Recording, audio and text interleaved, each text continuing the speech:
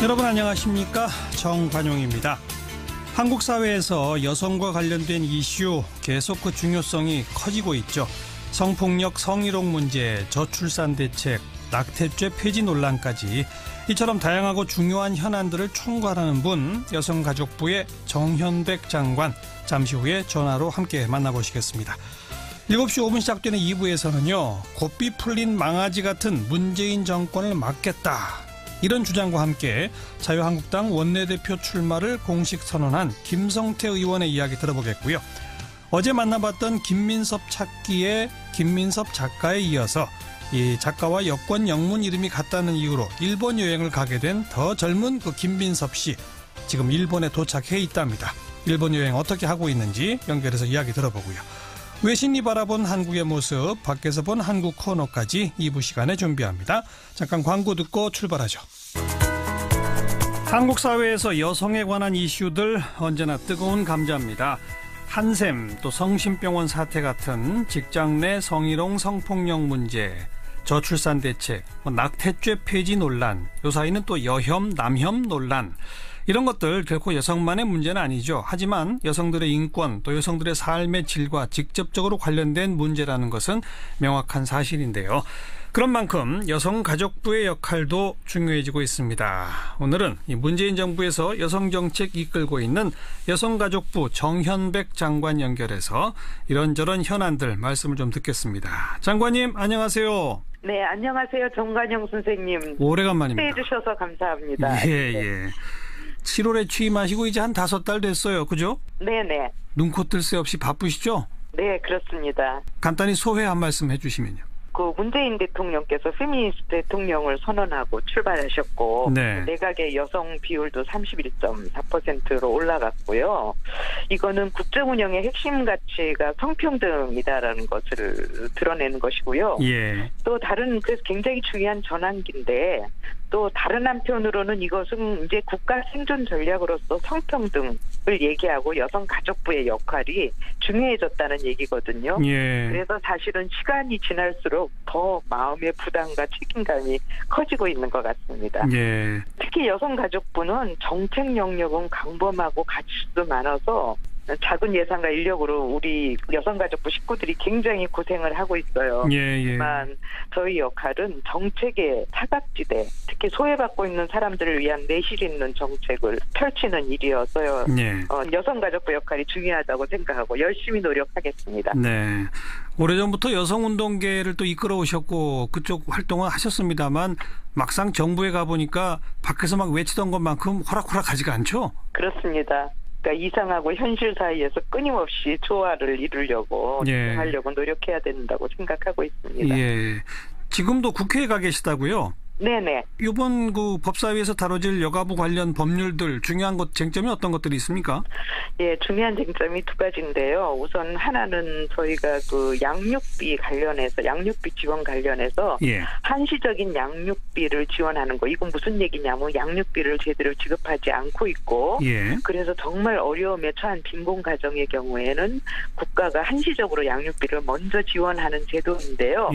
이 제도의 경우에 본인 그 양육비를 지급해야 되는 사람의 동의 없이도 양육비를 지급해야 되는 분의 그 소득이나 재산을 조사할 수 있도록 해달라.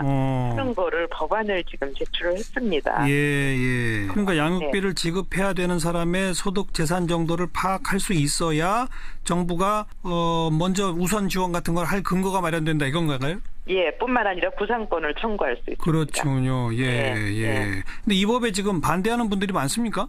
예, 이 법에 대해서 좀 여러 가지 이견이 있습니다. 이런 것은 결국은 법원의 역할이 아니냐, 기존의 사법체계에서 해야 되지 않느냐, 뭐 이런 등등의 논란은 좀 있습니다.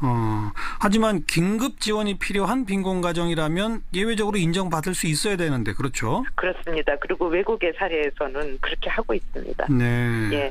그리고요. 아까 시급한 현안이 2개라고 하셨는데 또 하나는요? 아동 청소년 문제인데요. 예. 지금 청소년 성보호법이 있습니다. 근데 이 법에서 이제 청소년 성범죄 저지른 사람의 경우에는 취업을 제한해야 한다. 예. 2년간 하는 규정이 2016년 3월에 위헌 판정을 받았습니다. 그래요? 그래서 지금 1년 8개월 동안 성범죄자가 아동 청소년 관련 기관에 취업이 가능해져서 실제로 취업하고 있고 여기에서 문제가 발생하고 있습니다. 예. 근데 그게 왜 위헌 판정을 받았었죠?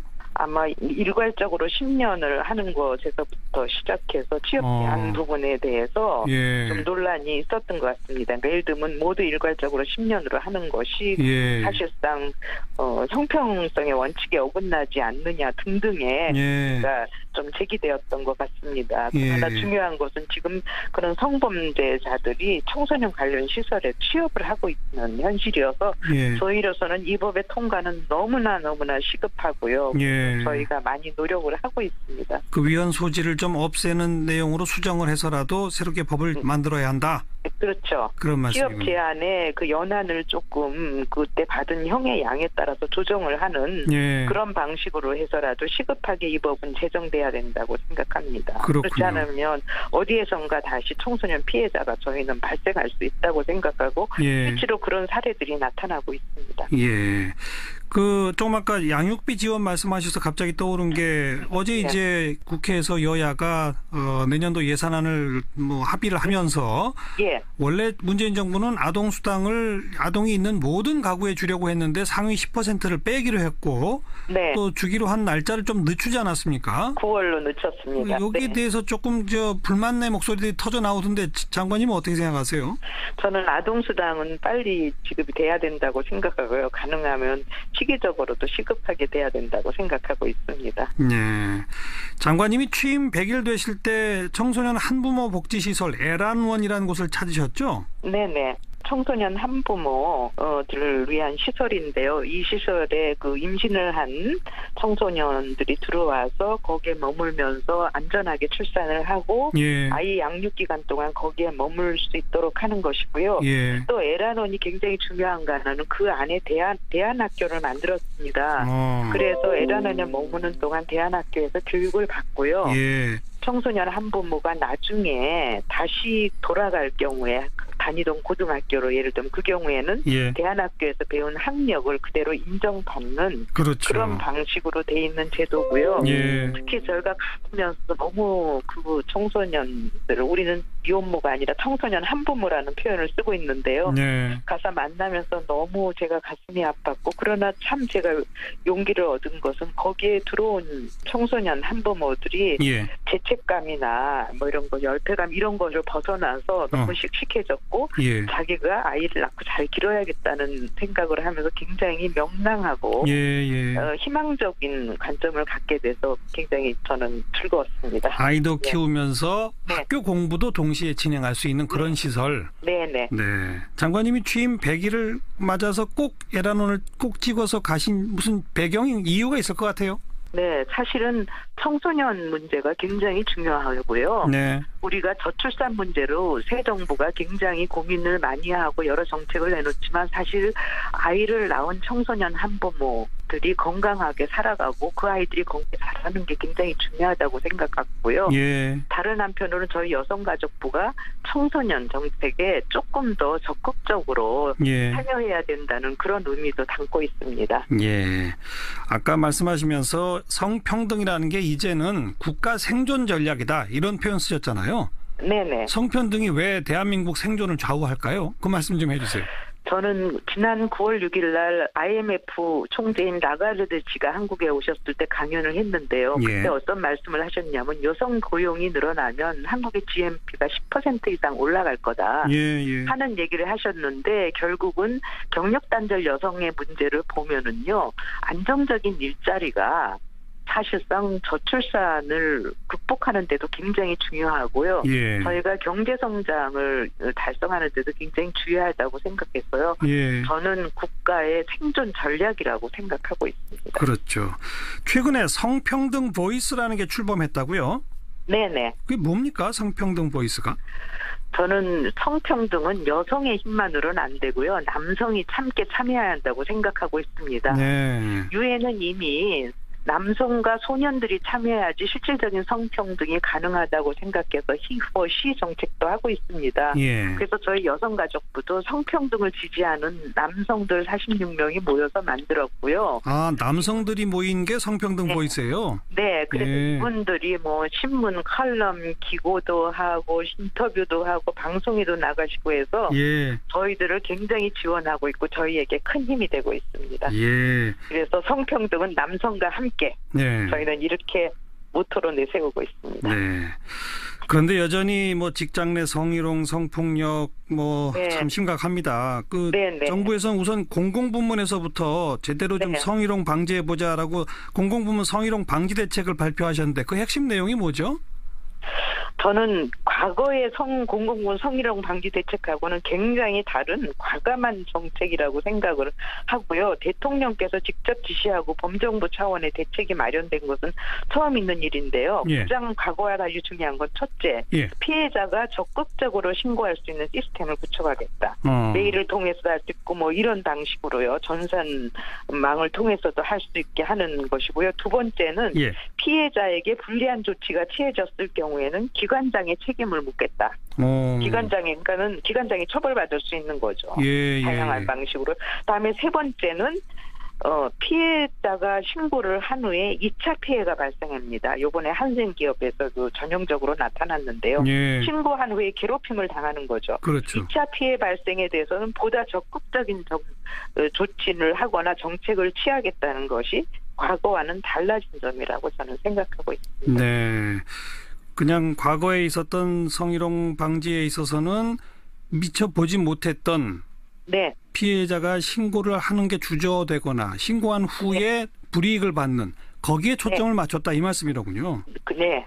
네. 그래야지 여성들이 안심하고 신고할 수 있고 알겠습니다. 고용관계도 계속 유지할 수 있고 저는 그렇다고 생각합니다. 먼저 이런 걸 예. 이런 걸 통해서 공공부문부터 좀 모범을 보여주시기 바라고. 네. 또 오늘 모신 김에 최근에 좀 뜨끈뜨끈한 현안 가운데 낙태죄 폐지 부분에 대해서 장관님 어떤 의견 가지세요?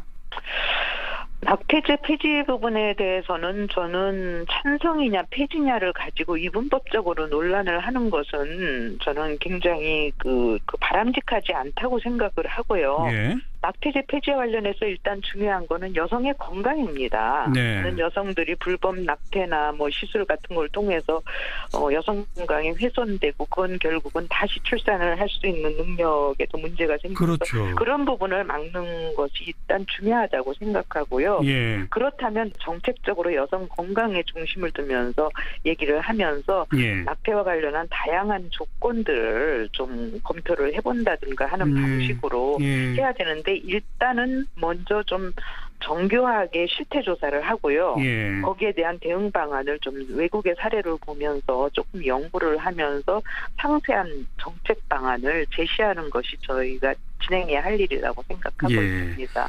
그리고 요즘 뭐 인터넷 공간 이런 데를 중심으로 여성 혐오 논란, 반대로 남성 혐오 논란 막 이런 뭐 약간 전쟁 같은 분위기들이 펼쳐지지 않습니까? 이런 현상 장관님 어떻게 보시고 혹시 여기에 대해서는 정부가 뭐 할 역할은 없을까요? 어떻게 생각하세요? 저는 그런 부분에 대해서요. 저희는 여성가족부가 수동적으로 대응할 것이 아니라 좀 적극적으로 대응하자고 생각하고요. 예. 그래서 제가 취임하면서 바로 성평등 문화 TF를 구성을 해서 예. 여성과 남성 서로에게 말 걸기 라는 것부터 시작을 해서요. 예. 나아가서는 성평등 문화를 우리가 바꿔가야 되고 성평등 문화를 바꿔가기 위해서는 여성가족부가 담론의 예. 창조자가 돼야 되고 그래서 여성가족부가 남성과 여성과 남성의 대화뿐 아니라 예. 바로 평등하게 공존할 수 있는 그런 담론을 만들어가는 역할을 하려고 생각을 하고 있습니다. 네. 최근에 마녀의 법정이라는 드라마는 여성가족부도 지원을 했는데요. 예. 이 마녀의 법정이라는 드라마를 통해서 사실은 성범죄, 그거로 인한 피해자의 고통 부분이 굉장히 많이 알려졌고 국민들이 공감을 하고 있다고 생각해서요. 예. 또 좀 를 통해서 성평등 문화를 확산하는 노력을 하겠습니다. 그래요. 공중파 방송의 드라마 같은 거 정말 효과가 크죠. 네, 굉장히 인기 있는 드라마입니다. 예. 그런 새로운 시도와 노력 계속 좀 이어가 주시기 부탁을 드리겠습니다. 네, 네. 오늘 말씀 잘 들었습니다. 고맙습니다. 감사합니다. 네, 여성가족부의 정현백 장관 함께 만났습니다. 윤태곤의 뉴스 사이다. 네, 윤태곤 실장 개인 사정으로 프레시안의 곽재훈 기자가 어제에 이어서 오늘도 수고해 주겠습니다. 어서 오세요. 네, 안녕하십니까. 예산안 아직도 통과가 안 됐네요. 예, 뭐 사실상 거의 마지막 저항이라고 할 수 있겠는데요. 이 한국당의 예상보다 강경한 당내 반발이 나오면서 여야가 잠정 합의한 예산 처리가 오늘 계속 지연되고 있고 예. 잠시 후 9시에 지금 본회의가 예정이 돼 있습니다. 예. 한국당은 오늘 아침 9시 반부터 무려 3시간여 동안 의원총회를 열었는데요. 결국 당론 반대라는 결론을 내렸습니다. 그러면 합의해준 정우택 원내대표에 대한 불신임인가요?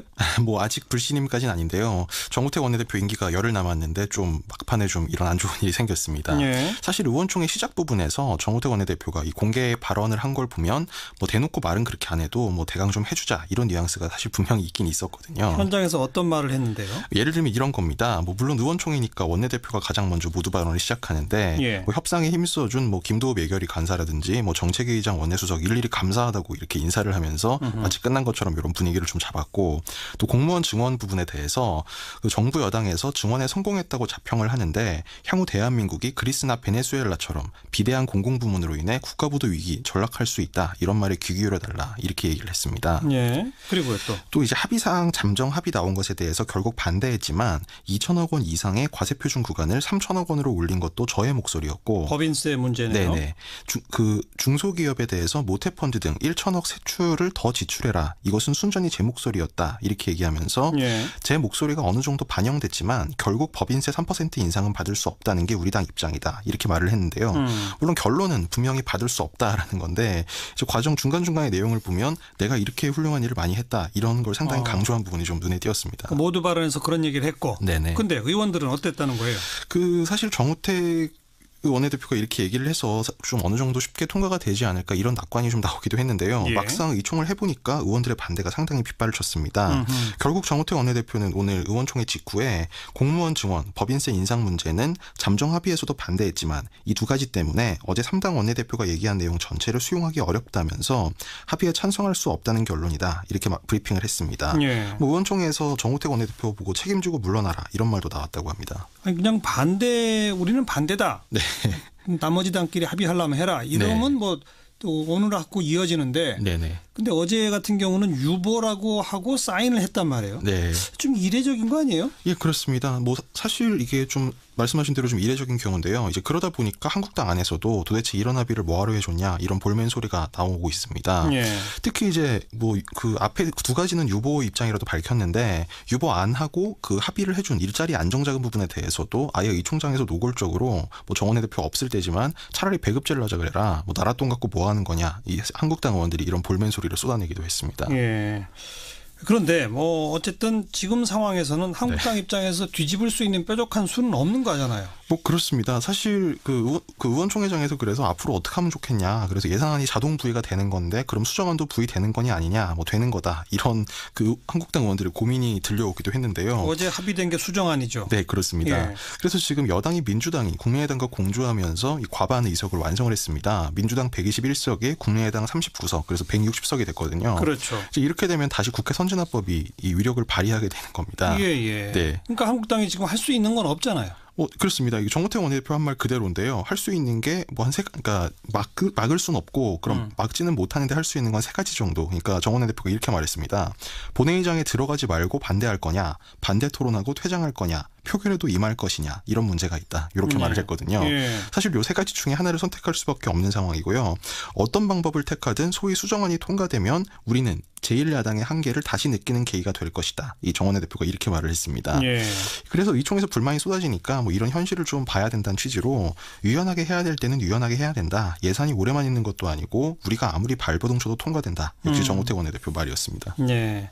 정우택 원내대표를 공격하는 자유한국당 의원들도 사실 자기들이 이렇게 해봐야 어떻게 할 수 없다는 걸 알지만 네. 그러나 뭐 분명한 입장을 밝혔어야 되는 거 아니냐 뭐 그런 정도겠군요. 네, 뭐 조금 바로 이제 새누리당 한국당 원내대표 선거가 있는데요. 뭐 그것도 좀 영향이 있는 것 같습니다. 그렇겠죠. 혹시 예산안 갖고서도 필리버스터 할 수 있습니까? 이게 인사 안건과는 달리 이 예산안 자체는 원래 필리버스터를 할 수는 있습니다. 근데 지금 국회 선진화법 규정을 보면 12월 1일 이후에는 이게 필리버스터 대상이 안 되거든요. 그래서 법률상 할 수가 없습니다. 지금. 그렇군요. 바른정당도 반대 입장이죠? 네, 바른정당도 반대 입장인데요. 뭐 정의당도 사실 이 한국당 바른당과는 결이 다르지만 이제 이분들은 복지를 좀 더 확대해야 된다 이런 측면에서 반대인데 사실 뭐 이분들을 다 합쳐도 과반이 안 되고 특히 정의당 같은 경우에는 이 부결 위기까지 몰리면 찬성 투표할 가능성이 좀 높습니다. 그렇겠죠. 그러니까 한국당 116명에 바른정당 11명을 더해야 총 127명 정도거든요. 근데 사실 바른정당에서 반대하는 거는 뭐 예산안 처리 결과랑은 좀 다소 무관하고 예를 들면 뭐 국민의당과 정책연대가 어떻게 되느냐 뭐 이런 부분에서 좀 주목이 되는 정도지 한국당 바른정당 힘을 합쳐봐야 뭐 지금 예산안 처리를 물리적으로 막기는 좀 어려운 상황입니다. 지금 방금 언급한 것처럼 국민의당하고 바른정당이 뭐 통합까지 얘기 나오다가 정책연대 지금 본격화하고 있는데 첫 단추부터 완전히 어그러진 거예요. 그죠? 네, 오늘 이제 유승민 바른정당 대표가 이 당 지도부 회의에서 좀 세게 발언을 했습니다. 여소야대 국회에서 야당이 정부를 제대로 견제할 책임을 다하지 못하고 잘못된 합의에 이르게 됐다면서 국민의당을 찍어서 특히 국민의당이 캐스팅 보트를 쥐고 있으면서도 잘못된 합의안에 서명한 것을 분명히 지적하고 싶다. 이렇게 날을 세웠습니다. 국민의당 측에서는 뭐라고 받았습니까? 안철수 대표는 뭐 해석하자면 봉합이라고 할 수 있겠는데요. 국민의당도 공무원 증언에 반대했지만 책임 있는 정당으로서 최대한 빨리 예산안을 통과해야 하는 고충이 있었기에 나름대로 최선을 다해서 적정한 수준에서 합의한 것이다. 이렇게 설명을 하면서 예산이 끝나고 나면 본격적으로 법률안을 논의하는 12월 임시국회가 될 것인데 그때 이 바른정당과 세부적 논의들을 해나갈 시점이 본격적으로 다가오게 됐다. 그러니까 한마디로 앞으로 잘해보자는 취지로 언급을 했습니다. 이번엔 잘못됐지만 앞으로 잘해볼 기회는 있다. 네, 또 김동철 원내대표도 시간을 정해놓고 하는 거다 보니 어쩔 수 없었다. 이렇게 얘기하면서 기자들과 만나서 아까 내가 유승민 대표를 만나서 경황이 없어서 그렇게 됐다. 죄송하다. 이렇게 말을 했고 정책연대는 앞으로 계속 해야 할 것이다. 이렇게 말을 했습니다. 그래요. 수고하셨습니다. 네, 감사합니다. 프레시안의 곽재훈 기자였습니다. 뜬 뉴스들부터 정리해드립니다. CBS 김현지 기자 안녕하세요. 네, 안녕하세요. 네, 첫 소식은요. 네, 우리나라 휴대전화 요금이 비싸다 이런 말 나온 지 참 오래됐는데요. 실제 다른 나라와 비교한 통계치가 나와서 네티즌들이 많이 보고 있습니다. 결론부터 말씀드리면 우리나라의 스마트폰 데이터 요금이 OECD와 UN 소속 41개 국가 중에 가장 비싸다는 건데요. 핀란드의 경영 컨설팅 업체 리휠의 조사 결과입니다. 우리나라의 4G LTE 데이터 1GB당 가격은 13.4유로, 약 17,300원인데 이는 물가가 비싸다는 미국보다 약 5,000원, 일본보다도 약 9,000원이나 비싼 가격입니다. 데이터당 약 400원 정도인 핀란드보다는 무려 45배나 비싼 수준입니다. 아니, 우리가 왜 이렇게 비싸요? 예, 이게 스마트폰이 보편화되면서 통화나 문자보단 데이터 사용량이 급격히 늘어나자 유럽이나 주요 국가들은 요금제 모델을 바꾼 겁니다. 이 데이터 요금을 상반기보다 평균 30% 내리거나 데이터를 무제한 제공하는 추세가 가속화되고 있습니다. 반면 우리나라는 그대로입니다. 이에 리휠은 한국과 미국, 일본의 데이터 요금이 과도하게 비싸다고 지적했는데요. 특히 데이터 요금이 가장 비싼 상위 10개 업체에 SKT, LGU+, KT가 5위, 7위, 10위를 기록하자 국내 통신 3사의 요금제 담합 논란도 재조명되고 있습니다. 네, 이 휴대폰 이용 요금 반드시 재조정돼야 됩니다. 다음 소식은요. 네, 60세 한국인의 남은 수명이 10년 전보다 3년 가까이 늘었다는 소식입니다. 통계청은 현재 60세인 남성은 앞으로 22.5년을, 60세인 여성은 27.2년을 더 살 것으로 예상했는데요. 이는 10년 전보다 남녀 모두 2.9년씩 늘어난 겁니다. 고령화 추세 분명히 확인되는군요. 정말 100세 시대 될까요? 네, 이게 아쉽게도 100세까지 생존할 확률은 아직까진 바늘구멍입니다. 남성은 1.1%, 여성은 3.8%에 불과하더라고요. 그런데 중요한 건 이게 수명은 길어졌지만 질병이나 사고 없이 건강하게 살 수 있는 기대 수명은 남녀 각각 64.7년, 65.2년으로 조사됐습니다. 또 남자는 14.6년을, 여자는 20.2년을 병을 안고 살아가는 것으로 예측됐습니다. 이 같은 소식이 전해지자 누리꾼들은 100년도 못 살 인생 1000년의 근심으로 사는구나. 야근만 안 시켜도 수명은 쭉 올라간다는 우픈 반응을 보이면서도 25년밖에 안 남았다니 엄마 제가 더 잘할게요. 2002년 월드컵이 15년 전인 거 생각하면 시간이 얼마 안 남았네. 엄마 아빠 아프지 말고 건강하게 사세요라는 가슴 뭉클한 댓글도 많이 남기고 있습니다. 네, 건강하게 오래 그게 중요하죠. 다음 소식은요? 네, 오늘 K-팝과 관련된 재밌는 기사들이 올라와서 소개해드리려고 합니다. 먼저 K-팝이 올 한 해 전 세계 트위터에서 가장 화제가 된 주제로 집계됐다는 소식인데요. 네. 그중에서도 올해 가장 많이 트윗된 글로벌 계정에 방탄소년단이 1위로 선정됐습니다. 이어 2위에 세븐틴, 9위엔 몬스타엑스가 올라 총 3개의 K-팝 계정이 글로벌 탑10에 들었습니다. 대단합니다. K-팝. 그렇죠? 네, 그뿐만이 아닙니다. 이 세계적으로 투입된 노래 상위 10위 안에도 K-팝이 4곡이나 되고요. 올해 신설된 계정 가운데 가장 많은 관심을 받은 계정에도 엑소와 워너원이 나란히 1위를 차지했습니다. 또 다른 반가운 소식도 있는데요. 이 방탄소년단이 최근 선보인 마이크 드롭이란 곡이 세계적 권위를 자랑하는 빌보드 핫 100 28위에 오른 건데요. 예. 이 방탄소년단은 불과 2달 전 타이틀곡이었죠. DNA가 67위에 오른 것에 이어 또다시 빌보드 메인 차트에 2번이나 그것도 껑충 뛴 순위로 진입하면서 한국 가요사의 새로운 역사를 썼습니다. 방탄소년단은 이제 시작이니까 앞으로 아마 더 훌륭한 성적을 낼 것 같습니다. 수고하셨습니다. 네, 감사합니다. 김현지 기자였습니다.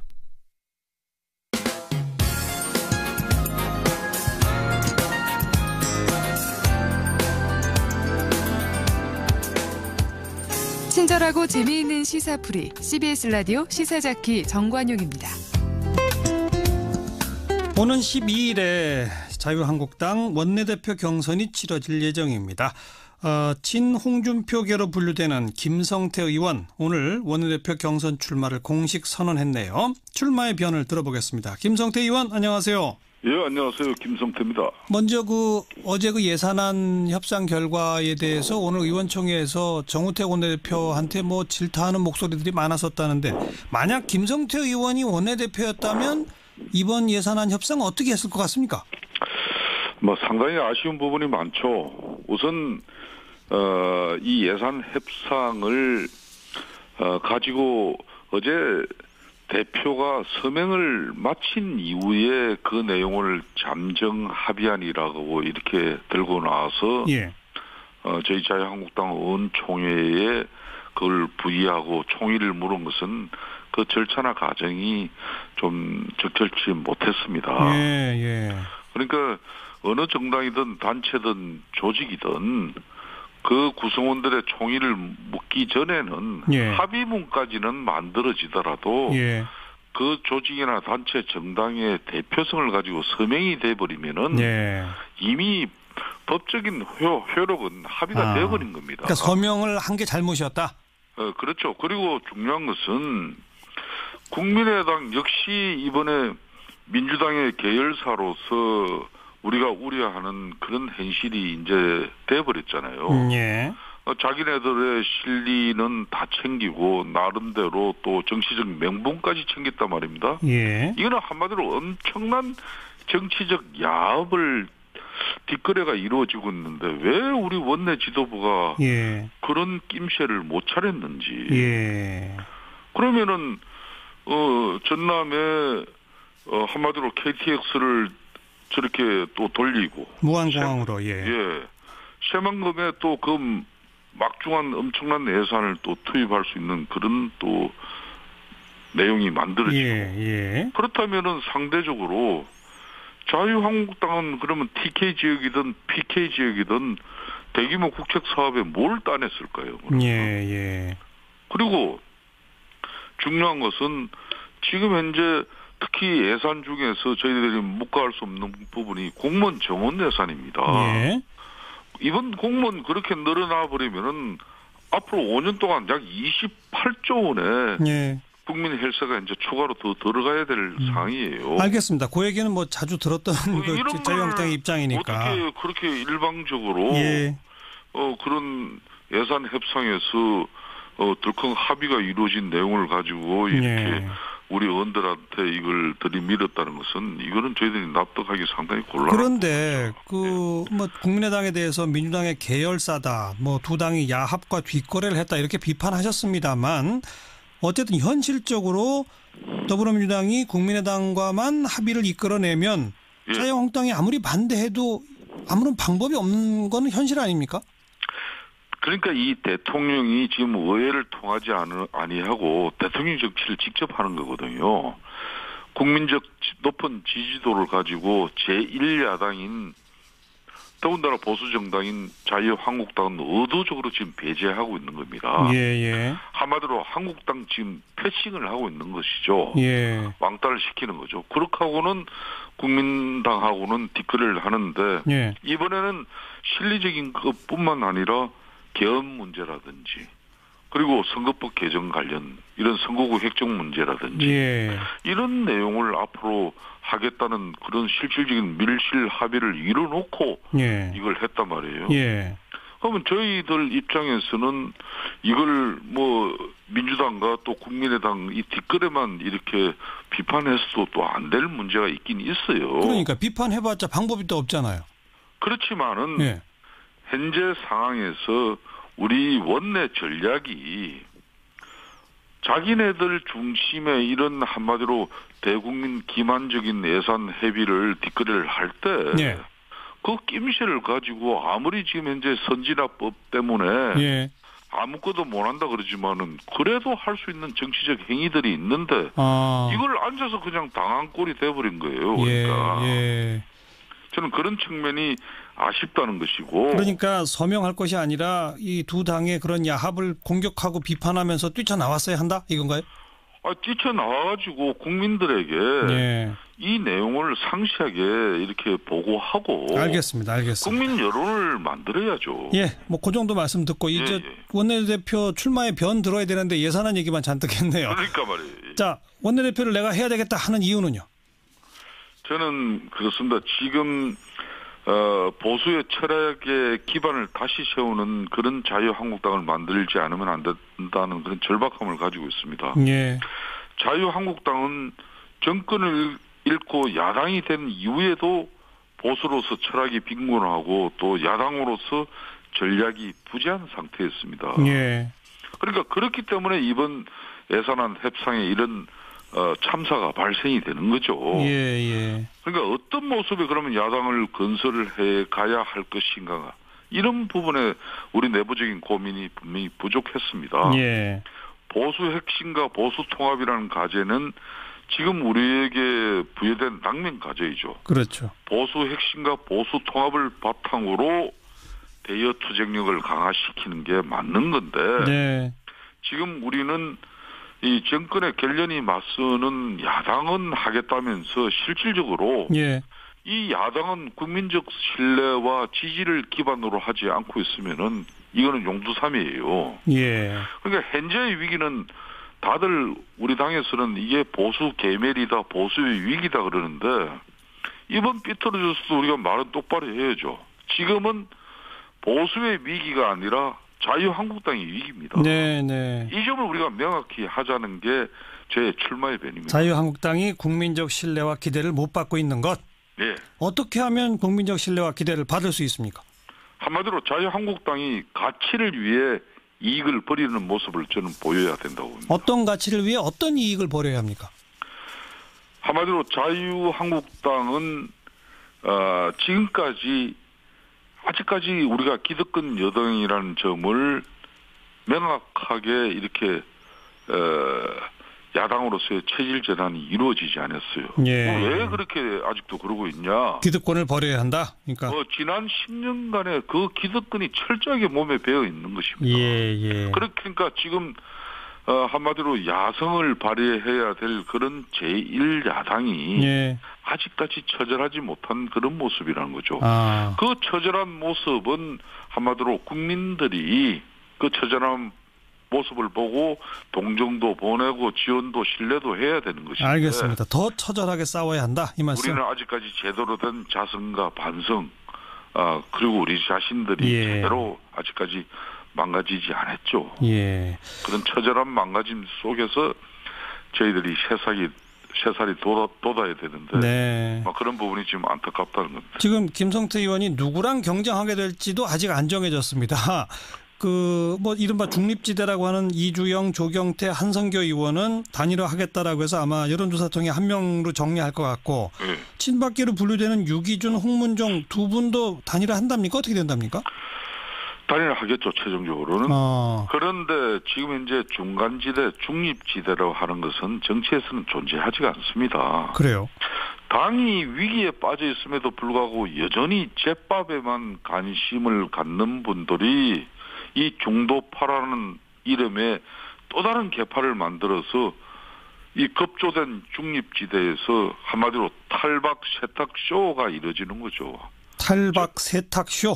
네, 그렇습니다. 탈박 이게 세탁쇼고 간판만 바꿔다는 그런 상투적인 수법이에요. 중립이 아니라 이분들도 역시 친박이라고 보시는 거예요? 언제 저희 자유한국당은 새누리당 시절에 친박, 비박, 진박, 잔박 그러다가 쪽박 찬 정당입니다.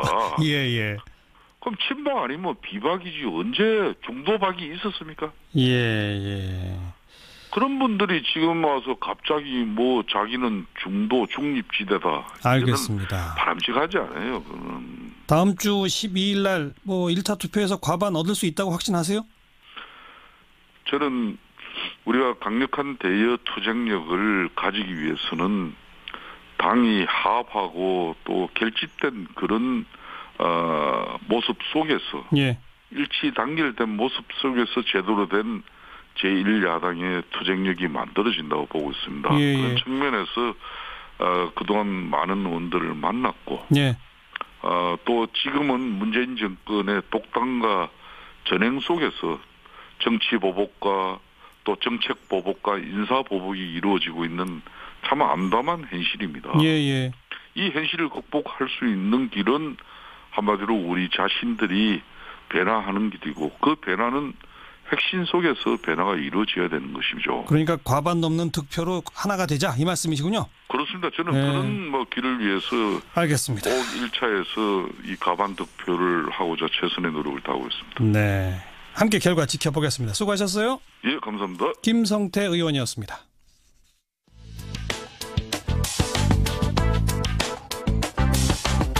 궁금한 뉴스, 만나고 싶은 사람. 시사자키 정관용입니다. 2부를 듣고 계십니다.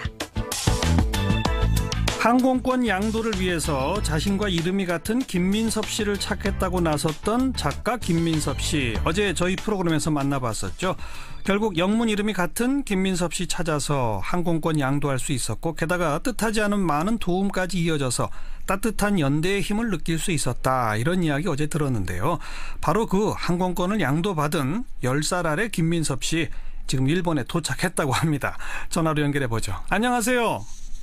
네, 안녕하세요. 예, 지금 어디세요, 일본? 저 지금 공항이요. 5분 전에 입국 수속 끝나가지고요. 아, 이제 막 도착하셨군요? 예, 조금 지연돼서 지금 도착했어요. 예. 처음에 김민섭 씨를 찾는다는 그 김민섭 작가의 글을 보셨을 때 어떤 생각 드셨어요? 굉장히 그냥 조금 두근댔고요. 그런데 요일을 보자마자 좀 실망한 게 제가 이제 출근해야 되는 날짜라서 그래서 처음 댓글 태그 됐을 때는 못 간다고 말씀을 바로 드렸어요. 그러다가 이제 점심시간에 이제 대표님이랑 식사할 일이 있어가지고 이제 얘기를 꺼냈는데 그거 재밌다. 야, 그럼 갔다 와 이러셔가지고 그때 이제 메시지 보내서 그렇게 가게 됐어요. 예. 그리고 처음에 그 메시지를 보내면서 저보다 더 요긴하게 사용할 분이 있으면 그분 먼저 해도 좋습니다. 이런 글을 또 남기셨다면서요. 나도 갈 수 있습니다만 이러면서. 아, 네. 지금 원래 김민섭 작가님 취지가 이제 여행이 좀 더 절실한 수험생 같은 분들을 찾는 글이셨고 그래가지고 저는 이제 완벽히 맞지는 않지만 메시지를 드리는 입장이었기 때문에 그런 말씀도 덧붙였었어요. 예. 그렇게 좀 스스로 양보할 의사까지 비춰서 그런지 항공권을 받은 것뿐만 아니라 누가 숙박비도 대주겠다 그러고 또 누가 교통 패스 카드도 보내주고 그랬다면서요? 예. 그것 때문에 그런지는 잘 모르겠는데 항공권을 양도받고 나서 진짜 얼마 안 돼가지고 이제 본인이 교사신데 네. 자기 학생들은 항공권을 받아도 이제 다른 뭐 숙박비나 이런 게 해결이 안 돼서 이제 못 갈 형편이 있는 학생들이 많다고 자기가 가르치는 학생 중에 그렇죠. 그런 게 생각나서 예. 저한테 이제 결례가 안 되면 저 혹시 숙박비를 지원하고 싶다는 말씀 되게 정중하게 예. 전해 들었어요. 저는 예. 되게 놀랬고요. 그 말씀 듣자마자. 예. 교통 패스는 이제 어떤 분이 올해 이제 후쿠오카 여행을 어머니랑 다녀오셨는데, 예. 시내를 여행할 수 있는 이제 교통 패스가 남는다고 연말까지니까 혹시 주소 보내주시면 등기로 보내주시겠다고 해서, 예. 그것도 되게 너무 놀라웠고요. 그래, 그 숙박비 지원이랑 교통 패스 다 받으셨어요? 지금 받아서 출발하신 겁니까? 네, 저 등기는 바로 이제 나주에서 보내주셔가지고 다음날 받았고요. 예. 숙박비는 이제 제가 이제 교사분께서 생각하셨던 형편은 아닌 것 같아서 이제 괜찮다고 마음만 받고 싶다고 일단 댓글로 전해드렸는데 일단 네 확실히 전해드려야 되는데 네 그렇습니다. 숙박비는 네. 결국 그러니까 숙박비는 사양하신 거군요. 네, 예. 그러고 싶어서요. 예. 그리고 이제 다른 와이파이 포켓 와이파이 임대 회사에서는 예. 자신 회사 이름을 안 밝히시고 이런 식으로 돕고 싶다면서 이제 퀵으로 통신 해결할 수 있는 포켓 와이파이도 보내주셔가지고 예. 네, 그것도 되게 얼떨떨했습니다. 네. 게다가 우리 김민섭 씨가 그림 전공하셨다면서요? 네, 저는 디자인 전공입니다. 그래서 그 그림 잘 그리는 김민섭 씨 재능을 살린 스토리 펀딩까지 지금 이어지고 있죠? 도와주신다는 분 계속 연달아 나타나다가 카카오에서 또 연락이 와가지고 네, 한번 해보는 게 어떠냐고 하셨었거든요. 예.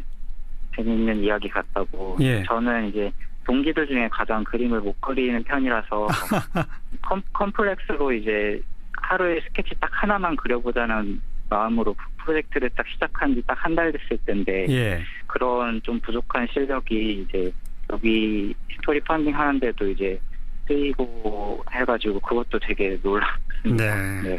뭐 지난 며칠 동안 연속 놀라움의 연속인데 얼떨떨하시기도 할 것 같습니다. 지금 소감이 어떠세요? 아직도 이제 실감이 잘 안 나고요. 아까 그냥 비행기 타서 창밖 보는데 그냥 웃음만 나오더라고요. 되게 웃음만 나왔고요. 예. 그리고 너무 도와주신 분들이 너무 많아서 되게 감사했고요. 약간 좀 조심하게 되는 부분도 있었고요. 예. 그 김민섭 작가를 오늘 공항에서 혹시 만나셨어요? 네. 오늘 점심 때 이제 출발하기 전에 이제 한 1시간 정도 뵀어요. 어떤 이야기를 나누셨어요? 제가 며칠 동안 이제 이런 일이 일어나서 고민한 것이 과연 이렇게 많은 분들을 왜 한 번도 얼굴도 본 적도 없는 나를 이렇게 도와줄까 이런 부분들이었는데요. 예. 작가님께서 이제 자신의 경험을 말씀해 주시면서 이제 약간 힌트를 주셨어요. 뭐죠? 본인도 이제 나는 지방대 시간 강사다라는 책을 내고 나가지고 정말 이유 없이 도움을 받은 일이 굉장히 많았대요. 때마다 왜 저를 도와주니까 물었을 때 그냥 당신이 잘 됐으면 좋겠다라는 대답이 돌아왔다고 해요. 네. 김민섭 작가님이 이제 그런 것들이 생각난 이후에 한 2년 뒤에 저한테도 이제 비슷한 이야기를 해주시게 된 거죠. 자신이 평범하기 때문에 응원받을 자격이 있다는 그런 말씀이요. 예. 바로 어제 저희 방송에서 그 김민섭 작가와 인터뷰를 했는데 김민섭 작가가 따뜻한 연대, 우리 사회에 그런 게 있다라는 말씀을 하시고 우리 지금 일본 가 있는 김민섭 씨야말로 25 그 나이에 가장 보편적인 우리나라 청년이다. 바로 그 김민섭 씨들이 모두 잘 되는 사회가 되길 바란다. 이런 이야기를 했거든요. 어떠세요? 네, 저도 이제 대단할 거 없는 사람인데 응원을 받았듯이 그런 걸 거치면서 저도 이제 다른 저랑 비슷한 사람들을 볼 수 있는 시선을 조금 연습할 수 있게 된 것 같아요. 그래서 내 주위에 있는 사람도 내가 이렇게 힘을 줄 수 있겠구나 이런 생각 들고요. 왜냐하면 저는 아직 여태까지 이제 받는 것에 대해서 익숙하지 않았는데 이제 주는 것에 익숙하신 분들을 이렇게 한꺼번에 많이 만나고 나니까 좀 그런 시선을 배울 수 있는, 연습해 볼 수 있는 그런 소중한 선물을 받은 것 같습니다. 예. 그래서 우리가 서로 주위를 돌아볼 수 있는 그런 사회가 정말 됐으면 좋겠네요. 아무튼 참 뜻밖의 행운으로 가게 된 일본 여행 잘하고 돌아오시기 바랍니다. 고맙습니다. 네, 감사합니다. 네, 일본 가 있는 김민섭 씨였습니다.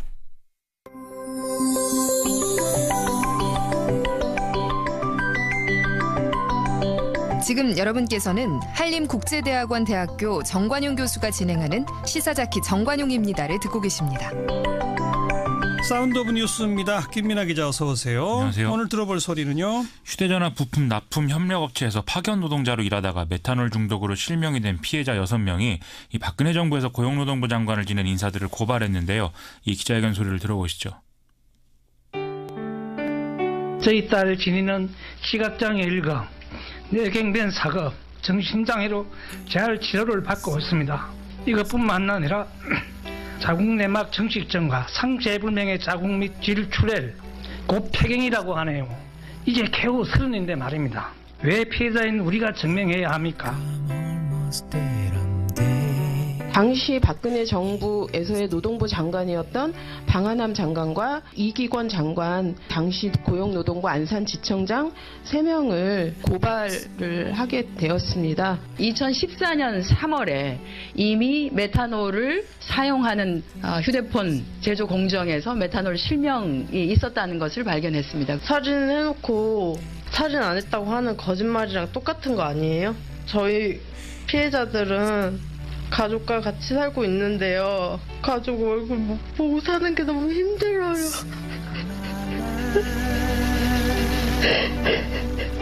네, 고발에 이르게 된 사연 좀 다시 정리해 주세요. 이 사람들이 이제 2015년 2월부터 2016년 2월까지의 피해를 당해서 이미 국가를 상대로 해서 손해배상 청구 소송을 진행 중인데요.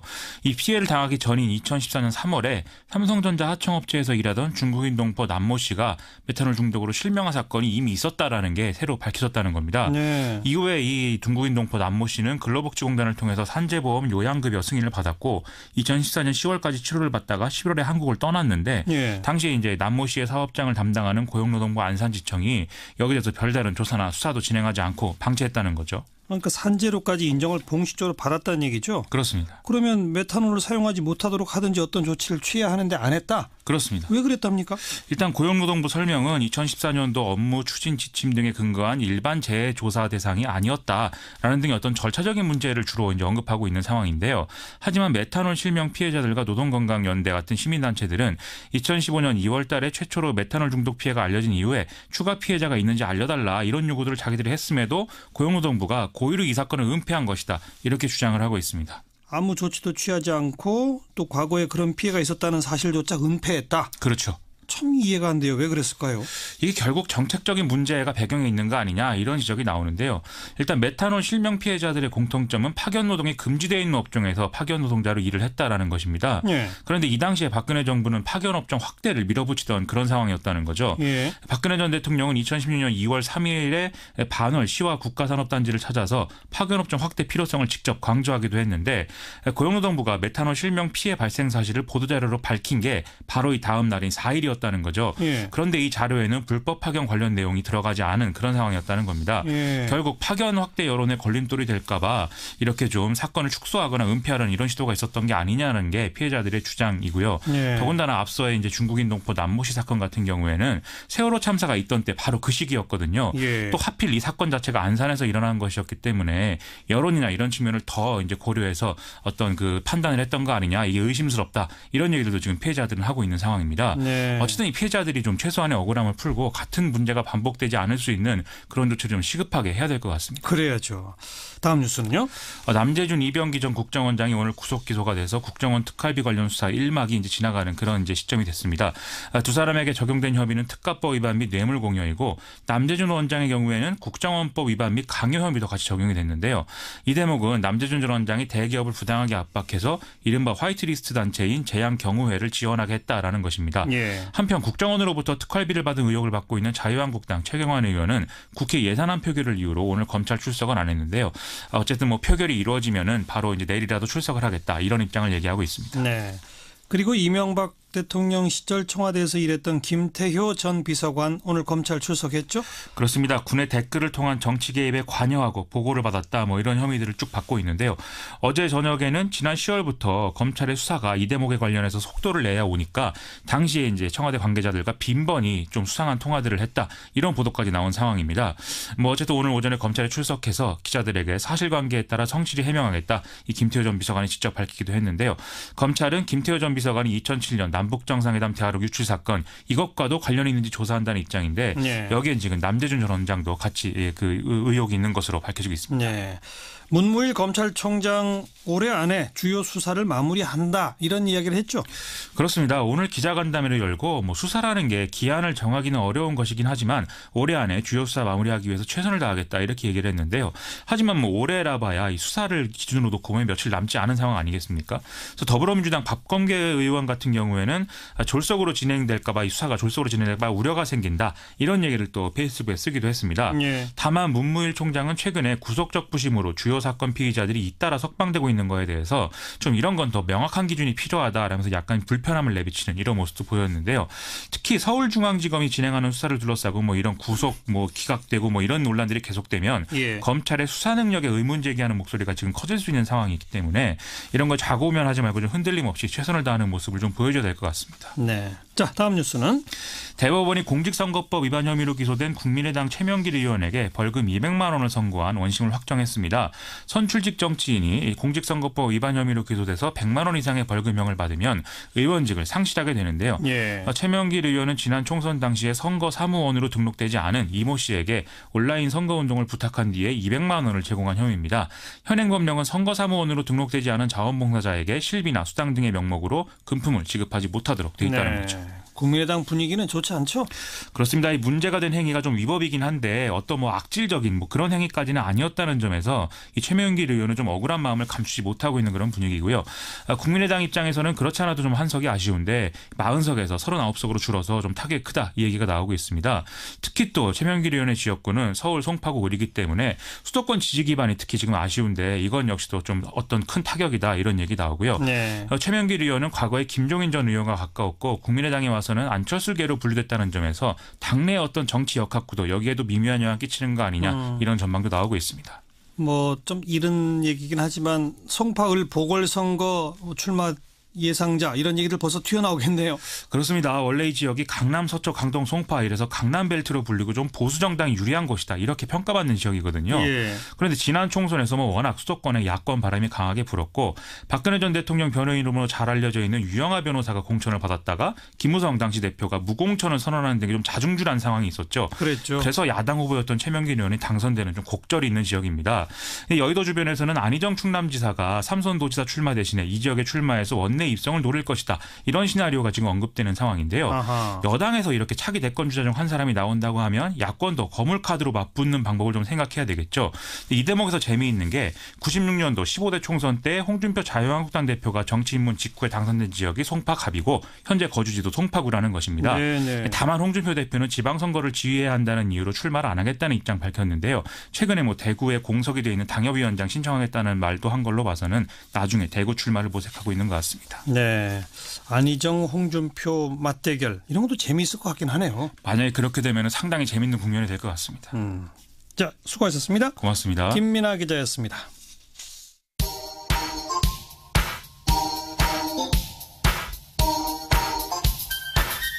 시사자키 정관용입니다. 여러분은 지금 CBS 라디오와 함께하고 계십니다. 저는 출근길 김현정의 뉴스쇼 김현정입니다. 외신에 보도된 우리 모습 살펴보는 밖에서 본 한국 코너입니다. 국제문제평론가 인문결연구소의 임상훈 소장 어서 오십시오. 네, 안녕하십니까. 지난주에 있었던 북한의 미사일 발사 거기에 대한 국제사회 반응 좀 정리해 봅시다. 네, 북한이 지난주 행했던 거의 75일여 만에 국제사회를 위한 도발. 과연 이들은 무엇을 얻기 위한 도발이었을까? 적어도 미국 정부가 자신들의 의도대로 전쟁, 완전 파괴 이런 화두로 응답을 해왔다는 점에서 단기적 차원에서의 북한의 그 소기의 목적을 달성했다 이런 판단을 하는 것 같습니다. 예. 그렇다면 더 장기적인 차원에서 북한의 목적 이거는 미국과의 대화 요구일 텐데요. 결국 미국은 지금까지 핵과 대륙간 탄도미사일을 보유하지 않은 북한을 대했던 입장에서 그것들을 앞으로는 보유한 북한을 상대해야 되는 그런 입장으로 바뀌게 됐는데요. 북한은 이들이 미사일 성공했다고 자평하자마자 바로 미국을 향해서 대화를 그러니까 핵 보유국 인정을 전제로 대화를 요구하고 나섰고 예. 미국은 핵을 포기해야만 할 수 있다. 응하지 않겠다. 이런 입장에 와 있죠. 예. 이런 입장에서 미국에서 크게 두 그룹에서 두 가지 목소리 나오고 있다. 이렇게 좀 정리를 할 수 있을 것 같습니다. 미국 내 두 그룹 두 목소리. 네. 어디예요? 하나는 미국의 정부 관료와 정치인 그룹이고요. 예. 또 하나는 언론 및 학자 그룹입니다. 예. 그러니까 미국 정부 관료들 중에서는 그쪽에서는 이제 이번 북한의 도발을 응징해야 된다. 더 강력한 제재와 전쟁까지 배제할 수 없다. 이런 입장들이 나오고 있고요. 예. 반면에 그 전문가 그룹에서는 이제 서서히 미국과 북한 양측이 대화에 임할 때가 됐다. 이런 주문들이 나오고 있습니다. 그러니까는 우리나라 언론들이 이 외신 반응이다 이렇게 전하고 있는 것들이 주로 이 미국의 정치인과 관료들의 반응들을 주로 전하는 것들인데요. 관료의 발언이 나오면 다 보도하죠. 네. 예. 예를 들어서 이제 린지 그레이엄 미국 공화당 상원 의원이 한국으로 미국 가족들을 추가로 보내는 것을 반대한다. 그리고 심지어는 현재 한국에 거주하고 있는 미군 가족들을 대피시킬 것을 미국 국방부에 촉구하고 있다. 이렇게 외신들이 전하고 있거든요. 그렇죠. 예. 이 4일자 영국 가디언에 따르면은 그레이엄 상원 의원이 미국 CBS의 그 페이스 더 네이션이라는 프로에 출연을 해서 북한 도발을 감안하면은 한국으로 아내와 아이들을 보내는 건 제정신이 아니다. 미군의 한국행의 가족이 동반해서는 안 된다. 이렇게 말을 했다고 보도를 했고요. 예. 앞서서 맥메스터 백악관 그 안보보좌관은 현재 북한이 미국의 가장 시급한 위협이고 전쟁의 위협이 나날이 커지고 있다. 이렇게 말을 한 바 있었습니다. 네, 그러니까 미국의 정치인과 관료들 쪽의 반응은 초강경 목소리고 지금 위기가 굉장히 심각하다. 이런 걸 강조하는 쪽이다. 그런 얘기죠. 네, 그렇죠. 예. 그러니까 우리가 그 북한의 미사일 한 방 또 트럼프 대통령의 말폭탄 한 방 이게 나올 때마다 가슴을 쓸어내리고 놀랐다 쓸어내리고 이러지 않았습니까? 그랬죠. 최근 1년의 일들을 그래서 이런 걸 잘 한번 정리를 해보면은 결국은 북한과 미국이 한 번씩 교대로 한반도 위기를 잔뜩 키워놓고 나서 그다음에 트럼프 대통령이 직접 동아시아 순방을 하면서 이제 마치 정세가 안정되는 듯한 착시를 익히게 했고 예. 그래서 한국 국민들이 트럼프 대통령을 향해서 박수를 보내는 사이에 미국은 한국 정부에 수조 원어치 무기를 팔아치웠고 그랬죠. 그리고 트럼프 대통령 다시 미국으로 돌아가서 북한을 테러 지원국으로 재지정하면서 정세를 다시 원칙시켜놨고 북한은 다시 미사일 발사했고 예. 결국은 최근 몇 개월 이 상황이 진전된 건 하나도 없고 달라진 것이라고는 한국 정부만 천문학적 규모의 군사 장비를 미국에 계약했다. 이거밖에 달라진 게 없다는 거죠. 예. 결국 미국 정치권의 한반도 이 위기 조성 이게 미국 군수 산업을 활성화시키는 장점 외에 한반도 정세 안정에 무슨 기여를 했느냐 이런 목소리가 나올 수 있다는 건데 이게 이제 중국에서 대표적인 그런 볼멘 소리가 나오는 것이 바로 이런 입장입니다. 예. 지난달 30일자 홍콩 대공보에 초대 주한 중국 대사를 지냈던 옌징 전 대사가 기고문을 실었는데요. 옌징 대사는 이렇게 말을 했습니다. 한반도 안정을 바라지 않는 두 나라가 미국과 북한인데 하하. 양국의 생각은 다르지만 북미 간의 의도적인 도발이 현재의 한반도 위기를 만들고 있다. 이렇게 주장을 했습니다. 예. 한반도 안정을 바라지 않는 두 나라가 미국과 북한이다. 네. 참 생각해 볼 건 대목이고요. 그런데 미국 내 그 정치권과 관료들과 또 다른 입장, 또 다른 목소리가 있다는 거죠. 그건 네, 뭐예요? 그렇죠. 그러니까 이게 비슷한 소리가 나오는 건데 이게 뭐냐면은 미국의 또 다른 목소리. 그러니까 이 한국 언론에서 비교적 그 상대적으로 소개가 잘 안 되고 있는 목소리들인데요. 미국 언론에서는 더 광범위하게 전해지고 있는 전문가 집단 목소리입니다. 지난달 30일자 미국 뉴욕타임스는 사설을 통해서 북한의 핵실험이 역설적으로 희망의 전조가 될 수 있다 이런 주장을 했는데요. 예. 이 신문은 이번 북한의 대륙간 탄도미사일이 물론 두말할 것 없이 도발인 건 맞지만 이는 오히려 새로운 외교 국면의 가능성이 될 수 있다 이렇게 주장을 한 거거든요. 그리고 북한 측의 말대로 이번 실험이 실제로 만족할 정도라면은 지금이야말로 트럼프 행정부가 다시 한번 대화의 가능성을 북한에 타진해야 할 적시일 수 있다. 이렇게 예. 뉴욕타임스가 주장을 했습니다. 예.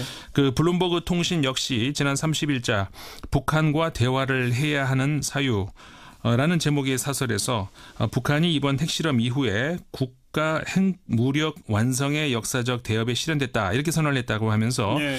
그렇다면 이거는 핵 및 미사일 개발 중단에 대해서 논의할 의향이 있음을 가리키는 것이 될 수 있다 이렇게 분석을 했습니다. 예, 핵과 미사일 완성했다. 그건 결국 대화를 하겠다. 대미 협상력 강화 우리는 다 했다. 네. 이제 대화하자. 네. 이런 얘기죠. 그러니까. 그렇죠. 다만 이제 블룸버그 통신 같은 경우에는 그렇다고 해서 이 대화 타진이 북한의 승리를 하는 해석으로 비춰서는 안 된다. 이 점은 강조를 하고 있고요. 그러니까 미국의 입장이 상당히 신중해야 되고 또 어떤 대화든 시간은 굉장히 오래 걸린다. 때로는 좌절감을 줄 수도 있다. 하지만 해야 할 일은 꼭 해야 된다. 이렇게 이제 시간이 오래 걸릴 수 있는 대화를 강조를 했고요. 예.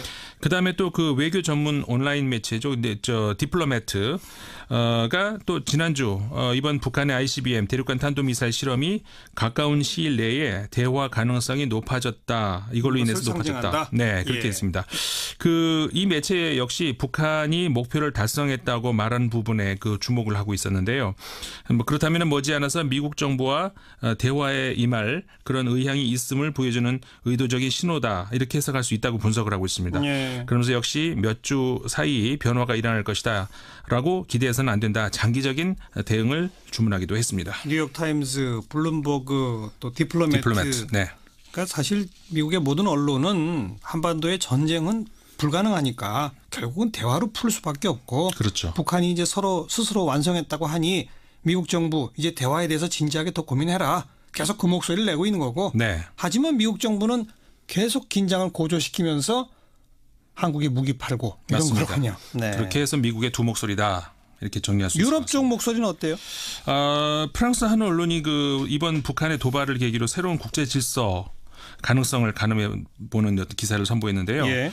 이게 프랑스의 중도 보수 성향 신문입니다. 르피가로지가 어제 그러니까 4일자 보도한 내용인데요. 최근 북핵 위기는 세계의 중심축이 아시아 태평양으로 이동하고 있다는 걸 보여주는 일이다. 이런 분석을 했습니다. 예. 그러니까 동아시아 지역의 영토 분쟁, 역사 분쟁 이게 이제 완전히 해결되지 않은 지역이라고 소개를 하면서 북한 위기는 북한 정권의 고립화, 그다음에 트럼프 대통령의 돌발적 행동, 그다음에 워싱턴의 혼란과 판단 오류에서 비롯된 것이다. 이렇게 정리를 하면서 예. 미국의 핵 우산은 이제 신뢰를 잃고 있다. 북한 위기, 북핵 위기의 가장 큰 패자는 리더십을 급격히 상실하고 있는 미국이다. 이렇게 피가로지가 평가를 했습니다. 미국이 리더십을 잃어가고 있다? 네. 그러니까 미국이 리더십을 잃어가고 있다는 거는 뭐 피가로 신문뿐만이 아니라 유럽의 그 서방 국가 언론들의 일반적인 좀 공통적인 견해로 보이는데요. 예. 영국의 가디언도 30일자 신문에서 전쟁에 대한 트럼프 대통령의 호전적인 발언으로 미국이 점점 고립되고 있다. 이렇게 분석을 해냈거든요. 예.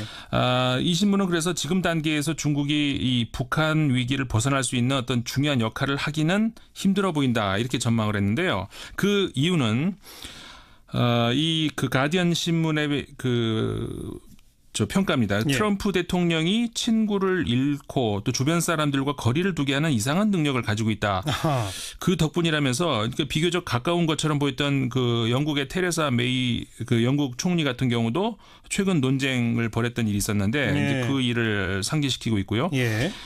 독일 신문도 한번 봤는데요. 도이치 벨러라는 그 신문이 29일 이렇게 얘기했습니다. 북한의 ICBM이 기회가 될 수 있다. 이 신문도 이렇게 얘기했고, 그러니까 북한이 이제 유리한 고지를 점해서 협상 준비가 됐을 수 있다. 이렇게 전문가의 말을 인용해서 보도를 하게 됐습니다. 예. 그러니까 특히 지금 방금 소개해드린 도이치 벨러 이 신문이 우리 언론에 알려졌던 그 그레이엄 상원 의원의 전쟁 가능성 언급 이 말이 나왔던 상황을 자세하게 설명을 하고 있는데요. 이 기사에서. 이 신문에 따르면은 이 그레이엄 상원 의원이 CNN 방송에서 미국이 북한과의 전쟁을 향해서 나아가고 있다 이렇게 말을 하니까 사회자가 북미 간의 전쟁 발발 가능성은 동북아 수백만 명의 목숨을 위태롭게 할 수 있다 이렇게 사회자가 말을 했다고 합니다. 예. 그러니까는 그레이엄 상원 의원이 이렇게 말을 했다고 합니다. 미국의 대통령은 미국의 안보와 영내 안정 사이에서 선택을 해야만 한다 이렇게 말을 했다고 하거든요. 바로 미국의 북한 무력 응징론의 배경을 보여주는 장면이라고 할 수 있을 것 같습니다. 예, 그렇죠. 긴장만 고조시키고 해결에 대해서는 별로 역할을 못하고 있으니까 미국의 리더십은 잃어가고 있다. 네. 그런 반응이 유럽에서 나온다는 얘기군요. 유럽입니다. 네. 그래요. 또 어떤 소식들 정리해 볼까요? 그 문재인 대통령 관련 외신 보도 한 두 가지 좀 전해드리겠습니다. 예. 최근 문재인 대통령 임무가 우리 많이 유행하는 말입니다만 극한 직업이다 이렇게 평가하는 외신 보도들이 좀 나오고 있는 것 같은데요. 그래요? 네. 그 4일자 어제죠. 그 홍콩 명보가 살얼음판을 걷는 문재인 대통령 이런 제목의 칼럼에서요. 예.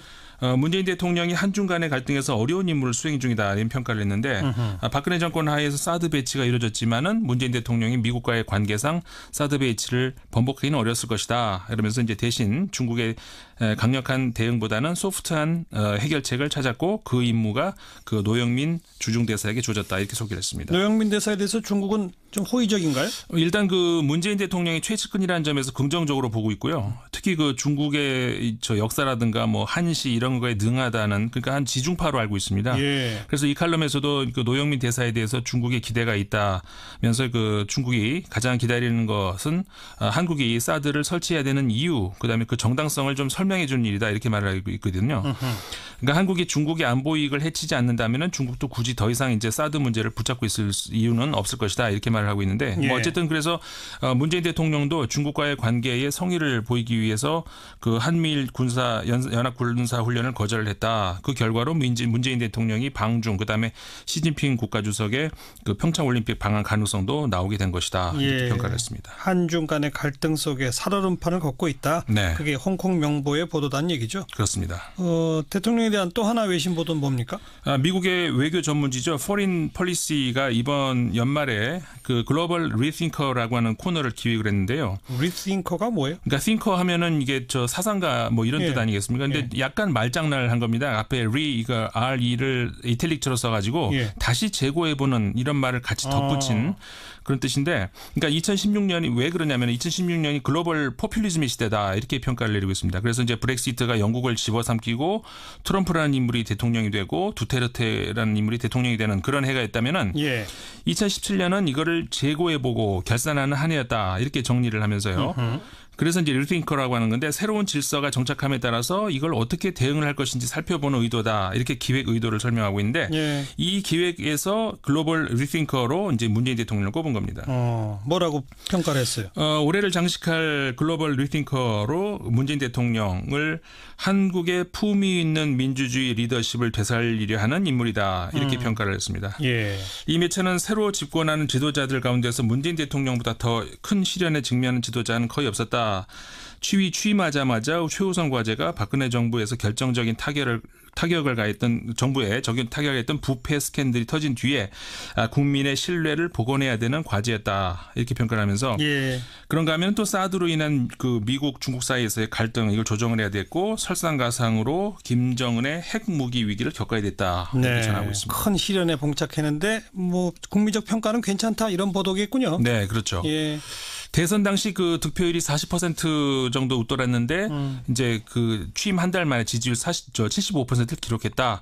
뭐 여러 가지 부도론 어조라든가 뭐 열린 자세 이런 것들이 지지 요인이다. 이런 평가가 나왔습니다. 알겠습니다. 글로벌 리팅커 문재인 대통령 이야기까지. 자, 수고하셨습니다. 네, 감사합니다. 국제문제평론가 인문결 연구소의 임상훈 소장이었어요. 1년 8개월 동안 성범죄자가 아동 청소년 관련 기관에 취업이 가능해져서 실제로 취업하고 있고 여기에서 문제가 발생하고 있습니다. 예. 근데 그게 왜 위헌 판정을 받았었죠?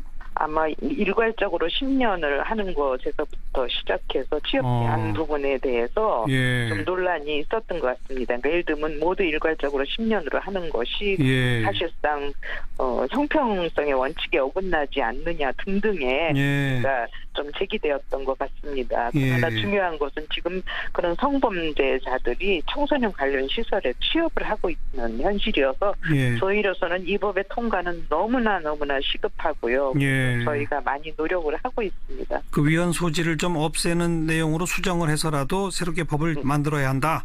그렇죠. 그런 말씀이군요. 취업 제한의 그 연한을 조금 그때 받은 형의 양에 따라서 조정을 하는 그런 방식으로 해서라도 시급하게 이 법은 제정돼야 된다고 생각합니다. 그렇군요. 그렇지 않으면 어디에선가 다시 청소년 피해자가 저희는 발생할 수 있다고 생각하고 실제로 그런 사례들이 나타나고 있습니다.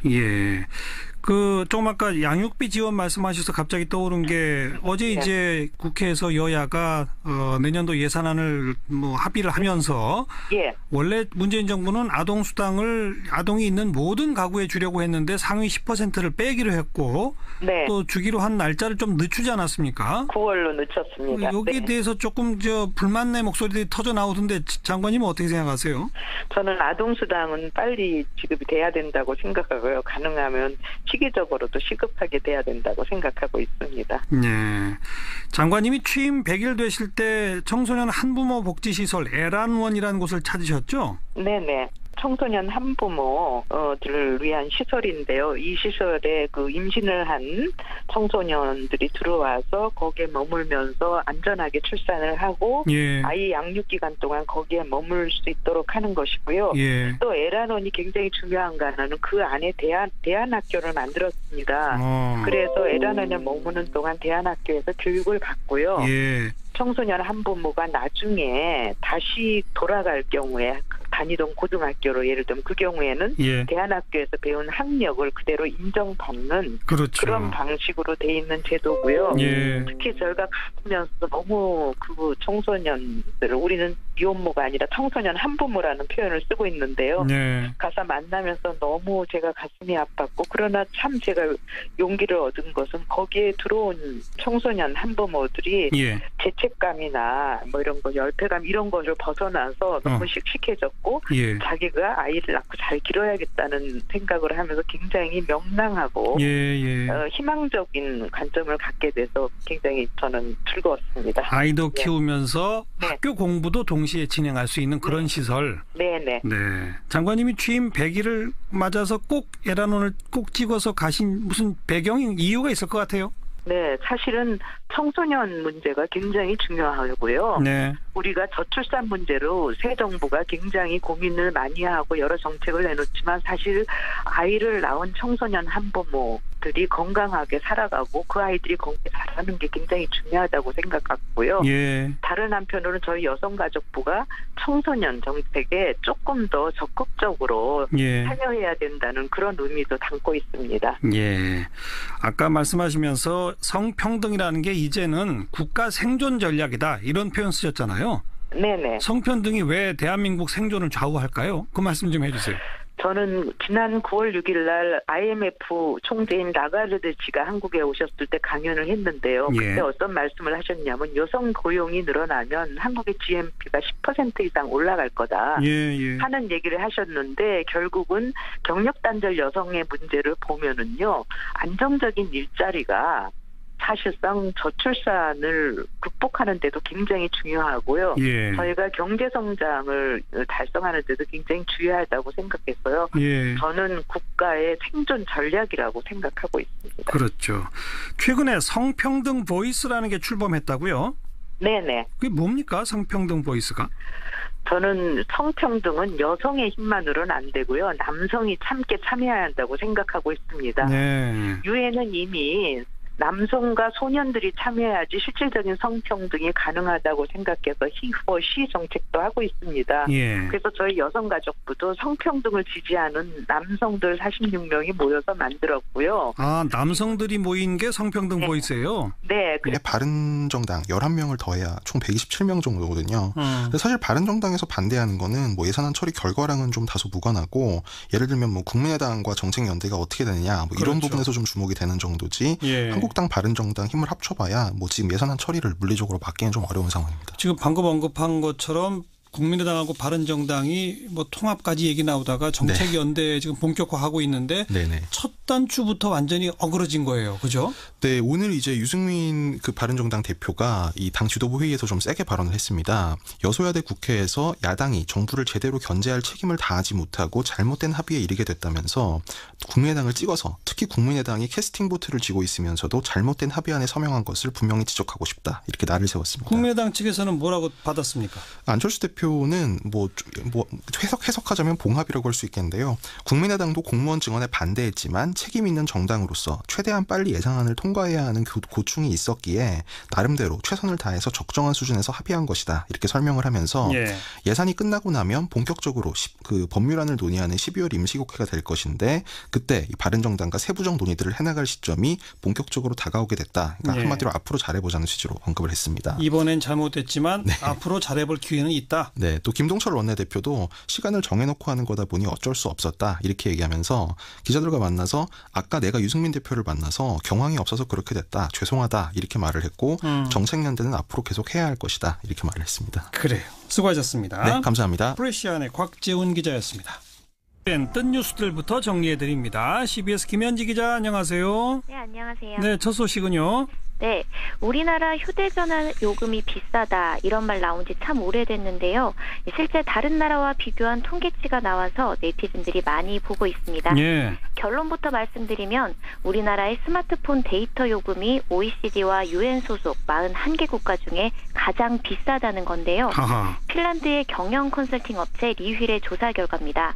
우리나라의 4G LTE 데이터 1GB당 가격은 13.4유로, 약 17,300원인데 이는 물가가 비싸다는 미국보다 약 5,000원, 일본보다도 약 9,000원이나 비싼 가격입니다. 데이터당 약 400원 정도인 핀란드보다는 무려 45배나 비싼 수준입니다. 아니, 우리가 왜 이렇게 비싸요? 예, 이게 스마트폰이 보편화되면서 통화나 문자보단 데이터 사용량이 급격히 늘어나자 유럽이나 주요 국가들은 요금제 모델을 바꾼 겁니다. 이 데이터 요금을 상반기보다 평균 30% 내리거나 데이터를 무제한 제공하는 추세가 가속화되고 있습니다. 반면 우리나라는 그대로입니다. 이에 리휠은 한국과 미국, 일본의 데이터 요금이 과도하게 비싸다고 지적했는데요. 특히 데이터 요금이 가장 비싼 상위 10개 업체에 SKT, LGU+, KT가 5위, 7위, 10위를 기록하자 국내 통신 3사의 요금제 담합 논란도 재조명되고 있습니다. 네, 이 휴대폰 이용 요금 반드시 재조정돼야 됩니다. 다음 소식은요. 네, 60세 한국인의 남은 수명이 10년 전보다 3년 가까이 늘었다는 소식입니다. 통계청은 현재 60세인 남성은 앞으로 22.5년을, 60세인 여성은 27.2년을 더 살 것으로 예상했는데요. 이는 10년 전보다 남녀 모두 2.9년씩 늘어난 겁니다. 고령화 추세 분명히 확인되는군요. 정말 100세 시대 될까요? 네, 이게 아쉽게도 100세까지 생존할 확률은 아직까진 바늘구멍입니다. 남성은 1.1%, 여성은 3.8%에 불과하더라고요. 그런데 중요한 건 이게 수명은 길어졌지만 질병이나 사고 없이 건강하게 살 수 있는 기대 수명은 남녀 각각 64.7년, 65.2년으로 조사됐습니다. 또 남자는 14.6년을, 여자는 20.2년을 병을 안고 살아가는 것으로 예측됐습니다. 이 같은 소식이 전해지자 누리꾼들은 100년도 못 살 인생 1000년의 근심으로 사는구나. 야근만 안 시켜도 수명은 쭉 올라간다는 우픈 반응을 보이면서도 25년밖에 안 남았다니 엄마 제가 더 잘할게요. 2002년 월드컵이 15년 전인 거 생각하면 시간이 얼마 안 남았네. 엄마 아빠 아프지 말고 건강하게 사세요라는 가슴 뭉클한 댓글도 많이 남기고 있습니다. 네, 건강하게 오래, 그게 중요하죠. 다음 소식은요. 네, 오늘 K-팝과 관련된 재밌는 기사들이 올라와서 소개해드리려고 합니다. 먼저 K-팝이 올 한 해 전 세계 트위터에서 가장 화제가 된 주제로 집계됐다는 소식인데요. 그중에서도 올해 가장 많이 트윗된 글로벌 계정에 방탄소년단이 1위로 선정됐습니다. 이어 2위에 세븐틴, 9위엔 몬스타엑스가 올라 총 3개의 K-팝 계정이 글로벌 탑10에 들었습니다. 대단합니다, K-팝. 그렇죠? 네, 그뿐만이 아닙니다. 이 세계적으로 트윗된 노래 상위 10위 안... 사실상 거의 마지막 저항이라고 할 수 있겠는데요. 이 한국당의 예상보다 강경한 당내 반발이 나오면서 여야가 잠정 합의한 예산 처리가 오늘 계속 지연되고 있고 잠시 후 9시에 지금 본회의가 예정이 돼 있습니다. 한국당은 오늘 아침 9시 반부터 무려 3시간여 동안 의원총회를 열었는데요. 결국 당론 반대라는 결론을 내렸습니다. 있습니다. 그러면 합의해준 정우택 원내대표에 대한 불신임인가요? 뭐 아직 불신임까지는 아닌데요. 정우택 원내대표 임기가 열흘 남았는데 좀 막판에 좀 이런 안 좋은 일이 생겼습니다. 예. 사실 의원총회 시작 부분에서 정우택 원내대표가 이 공개 발언을 한 걸 보면 뭐 대놓고 말은 그렇게 안 해도 뭐 대강 좀 해주자 이런 뉘앙스가 사실 분명히 있긴 있었거든요. 현장에서 어떤 말을 했는데요? 예를 들면 이런 겁니다. 뭐 물론 의원총회니까 원내대표가 가장 먼저 모두 발언을 시작하는데 예. 뭐 협상에 힘써준 뭐 김도읍 예결위 간사라든지 뭐 정책위의장 원내수석 일일이 감사하다고 이렇게 인사를 하면서 마치 끝난 것처럼 이런 분위기를 좀 잡았고 또 공무원 증원 부분에 대해서 그 정부 여당에서 증원에 성공했다고 자평을 하는데 향후 대한민국이 그리스나 베네수엘라처럼 비대한 공공부문으로 인해 국가부도 위기 전락할 수 있다 이런 말에 귀 기울여달라 이렇게 얘기를 했습니다. 예. 그리고요 또 이제 합의사항 잠정 합의 나온 것에 대해서 결국 반대했지만 2천억 원 이상의 과세표준 구간을 3천억 원으로 올린 것도 저의 목소리였고 법인세 문제네요. 네네. 중소기업에 대해서 모태펀드 등 1천억 세출을 더 지출해라. 이것은 순전히 제 목소리였다. 이렇게 얘기하면서 예. 제 목소리가 어느 정도 반영됐지만 결국 법인세 3% 인상은 받을 수 없다는 게 우리 당 입장이다. 이렇게 말을 했는데요. 물론 결론은 분명히 받을 수 없다라는 건데 과정 중간중간의 내용을 보면 내가 이렇게 훌륭한 일을 많이 했다. 이런 걸 상당히 강조한 부분이 좀 눈에 띄었습니다. 모두 발언에서 그런 얘기를 했고. 네네. 근데 의원들은 어땠다는 거예요? 사실 정우택 원내대표가 이렇게 얘기를 해서 좀 어느 정도 쉽게 통과가 되지 않을까 이런 낙관이 좀 나오기도 했는데요. 예. 막상 의총을 해보니까 의원들의 반대가 상당히 빗발을 쳤습니다. 결국 정우택 원내대표는 오늘 의원총회 직후에 공무원 증원, 법인세 인상 문제는 잠정 합의에서도 반대했지만 이 두 가지 때문에 어제 3당 원내대표가 얘기한 내용 전체를 수용하기 어렵다면서 합의에 찬성할 수 없다는 결론이다. 이렇게 브리핑을 했습니다. 예. 뭐 의원총회에서 정우택 원내대표 보고 책임지고 물러나라 이런 말도 나왔다고 합니다. 아니 그냥 우리는 반대다. 네. 나머지 당끼리 합의하려면 해라. 이러면 뭐 또 오늘 하고 이어지는데. 네네. 근데 어제 같은 경우는 유보라고 하고 사인을 했단 말이에요. 네. 좀 이례적인 거 아니에요? 예, 그렇습니다. 뭐 사실 이게 좀 말씀하신 대로 좀 이례적인 경우인데요. 이제 그러다 보니까 한국당 안에서도 도대체 이런 합의를 뭐하러 해줬냐 이런 볼멘 소리가 나오고 있습니다. 예. 특히 이제 뭐 그 앞에 두 가지는 유보 입장이라도 밝혔는데 유보 안 하고 그 합의를 해준 일자리 안정자금 부분에 대해서도 아예 이 총장에서 노골적으로 뭐 정원내 대표 없을 때지만 차라리 배급제를 하자 그래라. 뭐 나라 돈 갖고 뭐 하는 거냐. 이 한국당 의원들이 이런 볼멘 소리를 쏟아내기도 했습니다. 예. 그런데 뭐 어쨌든 지금 상황에서는 한국당 입장에서 뒤집을 수 있는 뾰족한 수는 없는 거잖아요. 뭐 그렇습니다. 사실 그 의원총회장에서 그래서 앞으로 어떻게 하면 좋겠냐. 그래서 예산안이 자동 부의가 되는 건데 그럼 수정안도 부의되는 거니 아니냐. 뭐 되는 거다. 이런 그 한국당 의원들의 고민이 들려오기도 했는데요. 어제 합의된 게 수정안이죠. 네, 그렇습니다. 예. 그래서 지금 여당이 민주당이 국민의당과 공조하면서 이 과반 의석을 완성을 했습니다. 민주당 121석에 국민의당 39석, 그래서 160석이 됐거든요. 그렇죠. 이제 이렇게 되면 다시 국회 선진화법이 이 위력을 발휘하게 되는 겁니다. 예. 네. 그러니까 한국당이 지금 할 수 있는 건 없잖아요. 그렇습니다. 정우택 원내대표 한 말 그대로인데요. 할 수 있는 게 뭐 그러니까 막을 수는 없고 그럼 막지는 못하는데 할 수 있는 건 세 가지 정도. 그러니까 정 원내대표가 이렇게 말했습니다. 본회의장에 들어가지 말고 반대할 거냐, 반대 토론하고 퇴장할 거냐, 표결에도 임할 것이냐 이런 문제가 있다. 이렇게 말을 했거든요. 예. 사실 요 세 가지 중에 하나를 선택할 수밖에 없는 상황이고요. 어떤 방법을 택하든 소위 수정안이 통과되면 우리는 제1야당의 한계를 다시 느끼는 계기가 될 것이다. 이 정원내 대표가 이렇게 말을 했습니다. 예. 그래서 이 총에서 불만이 쏟아지니까 뭐 이런 현실을 좀 봐야 된다는 취지로 유연하게 해야 될 때는 유연하게 해야 된다. 예산이 오래만 있는 것도 아니고 우리가 아무리 발버둥 쳐도 통과된다. 역시 정우택 원내대표 말이었습니다. 네. 정우택 원내대표를 공격하는 자유한국당 의원들도 사실 자기들이 이렇게 해봐야 어떻게 할 수 없다는 걸 알지만 네. 그러나 뭐 분명한 입장을 밝혔어야 되는 거 아니냐 뭐 그런 정도겠군요. 네, 뭐 조금 바로 이제 새누리당 한국당 원내대표 선거가 있는데요. 뭐 그것도 좀 영향이 있는 것 같습니다. 그렇겠죠. 혹시 예산안 갖고서도 필리버스터 할 수 있습니까? 이게 인사 안건과는 달리 이 예산안 자체는 원래 필리버스터를 할 수는 있습니다. 근데 지금 국회 선진화법 규정을 보면 12월 1일 이후에는 이게 필리버스터 대상이 안 되거든요. 그래서 법률상 할 수가 없습니다. 지금. 그렇군요. 바른정당도 반대 입장이죠? 네, 바른정당도 반대 입장인데요.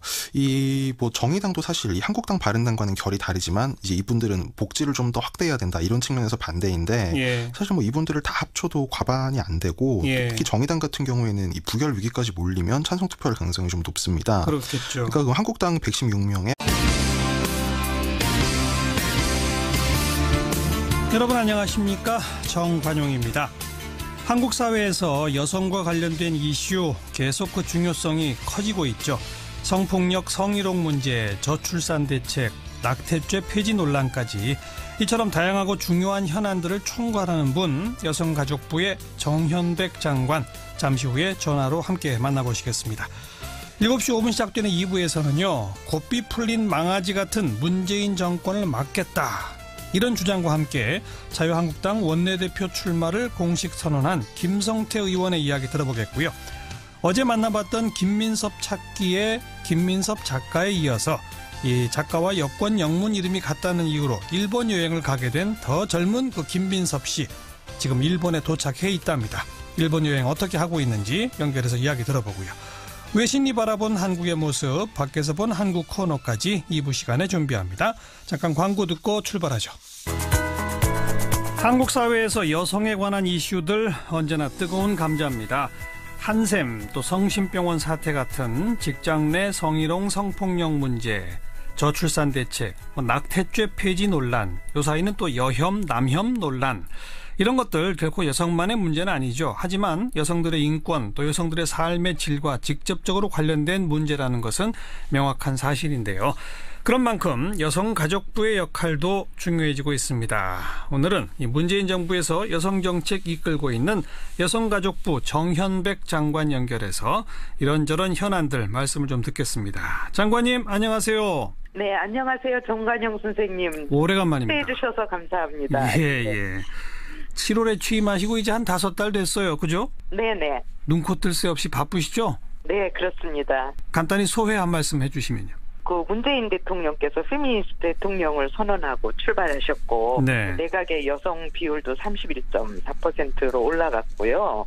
이거는 국정 운영의 핵심 가치가 성평등이다라는 것을 드러내는 것이고요. 예. 또 다른 그래서 굉장히 중요한 전환기인데 또 다른 한편으로는 이것은 이제 국가 생존 전략으로서 성평등을 얘기하고 여성가족부의 역할이 중요해졌다는 얘기거든요. 예. 그래서 사실은 시간이 지날수록 더 마음의 부담과 책임감이 커지고 있는 것 같습니다. 예. 특히 여성가족부는 정책 영역은 광범하고 가치도 많아서 작은 예산과 인력으로 우리 여성가족부 식구들이 굉장히 고생을 하고 있어요. 하지만 저희 역할은 정책의 사각지대, 특히 소외받고 있는 사람들을 위한 내실 있는 정책을 펼치는 일이어서요.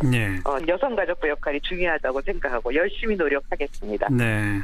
오래전부터 여성운동계를 또 이끌어 오셨고 그쪽 활동을 하셨습니다만 막상 정부에 가보니까 밖에서 막 외치던 것만큼 호락호락 하지가 않죠? 그렇습니다. 그러니까 이상하고 현실 사이에서 끊임없이 조화를 이루려고 하려고 노력해야 된다고 생각하고 있습니다. 예. 지금도 국회에 가 계시다고요? 네네. 이번 그 법사위에서 다뤄질 여가부 관련 법률들 중요한 것 쟁점이 어떤 것들이 있습니까?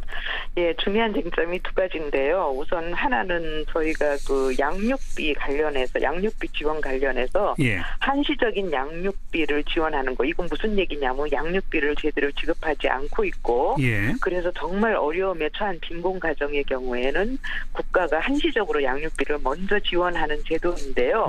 이 제도의 경우에 본인 그 양육비를 지급해야 되는 사람의 동의 없이도 양육비를 지급해야 되는 분의 그 소득이나 재산을 조사할 수 있도록 해달라. 그런 거를 법안을 지금 제출을 했습니다. 그러니까 양육비를 지급해야 되는 사람의 소득 재산 정도를 파악할 수 있어야 정부가 먼저 우선 지원 같은 걸 할 근거가 마련된다 이건가요? 예, 뿐만 아니라 구상권을 청구할 수 있습니다. 그렇군요. 근데 이 법에 지금 반대하는 분들이 많습니까? 예, 이 법에 대해서 좀 여러 가지 이견이 있습니다. 이런 것은 결국은 법원의 역할이 아니냐, 기존의 사법체계에서 해야 되지 않느냐, 뭐 이런 등등의 논란은 좀 있습니다. 하지만 긴급 지원이 필요한 빈곤 가정이라면 예외적으로 인정받을 수 있어야 되는데 그렇죠? 그렇습니다. 그리고 외국의 사례에서는 그렇게 하고 있습니다. 네. 예. 그리고요. 아까 시급한 현안이 2개라고 하셨는데 또 하나는요? 아동 청소년 문제인데요. 지금 청소년 성보호법이 있습니다. 근데 이 법에서 이제 청소년 성범죄 저지른 사람의 경우에는 취업을 제한해야 한다. 10년간 하는 규정이 2016년 3월에 위헌 판정을 받았습니다. 그래요? 그래서 지금 이분들이 뭐 신문 칼럼 기고도 하고 인터뷰도 하고 방송에도 나가시고 해서 저희들을 굉장히 지원하고 있고 저희에게 큰 힘이 되고 있습니다. 그래서 성평등은 남성과 함께 저희는 이렇게 모토로 내세우고 있습니다. 네. 그런데 여전히 뭐 직장 내 성희롱, 성폭력 참 심각합니다. 정부에서는 우선 공공부문에서부터 제대로 좀 성희롱 방지해 보자라고 공공부문 성희롱 방지 대책을 발표하셨는데 그 핵심 내용이 뭐죠? 저는 과거의 공공부문 성희롱 방지 대책하고는 굉장히 다른 과감한 정책이라고 생각을 하고요. 대통령께서 직접 지시하고 범정부 차원의 대책이 마련된 것은 처음 있는 일인데요. 가장 과거와 달리 중요한 건 첫째, 피해자가 적극적으로 신고할 수 있는 시스템을 구축하겠다. 메일을 통해서도 할 수 있고 이런 방식으로요. 전산망을 통해서도 할 수 있게 하는 것이고요. 두 번째는 피해자에게 불리한 조치가 취해졌을 경우에는 기관장의 책임을 묻겠다. 기관장이 처벌받을 수 있는 거죠. 다양한 방식으로. 그다음에 세 번째는 피해자가 신고를 한 후에 2차 피해가 발생합니다. 이번에 한센기업에서도 전형적으로 나타났는데요. 신고한 후에 괴롭힘을 당하는 거죠. 그렇죠. 2차 피해 발생에 대해서는 보다 적극적인 조치를 하거나 정책을 취하겠다는 것이 과거와는 달라진 점이라고 저는 생각하고 있습니다. 네. 그냥 과거에 있었던 성희롱 방지에 있어서는 미처 보지 못했던 피해자가 신고를 하는 게 주저되거나 신고한 후에 불이익을 받는 거기에 초점을 맞췄다 이 말씀이로군요. 그래야 여성들이 안심하고 신고할 수 있고 알겠습니다. 고용관계도 계속 유지할 수 있고 저는 그렇다고 생각합니다. 먼저 이런 걸 통해서 공공부문부터 좀 모범을 보여주시기 바라고 또 오늘 모신 김에 최근에 좀 뜨끈뜨끈한 현안 가운데 낙태죄 폐지 부분에 대해서 장관님 어떤 의견 가지세요? 낙태죄 폐지 부분에 대해서는 저는 찬성이냐 폐지냐를 가지고 이분법적으로 논란을 하는 것은 저는 굉장히 바람직하지 않다고 생각을 하고요. 낙태죄 폐지에 관련해서 일단 중요한 거는 여성의 건강입니다. 여성들이 불법 낙태나 시술 같은 걸 통해서 여성 건강이 훼손되고 그건 결국은 다시 출산을 할 수 있는 능력에도 문제가 생겨서 그런 부분을 막는 것이 일단 중요하다고 생각하고요. 그렇다면 정책적으로 여성 건강에 중심을 두면서 얘기를 하면서 낙태와 관련한 다양한 조건들을 좀 검토를 해본다든가 하는 방식으로 해야 되는데 일단은 먼저 좀 정교하게 실태 조사를 하고요. 거기에 대한 대응 방안을 좀 외국의 사례를 보면서 조금 연구를 하면서 상세한 정책 방안을 제시하는 것이 저희가 진행해야 할 일이라고 생각하고 있습니다.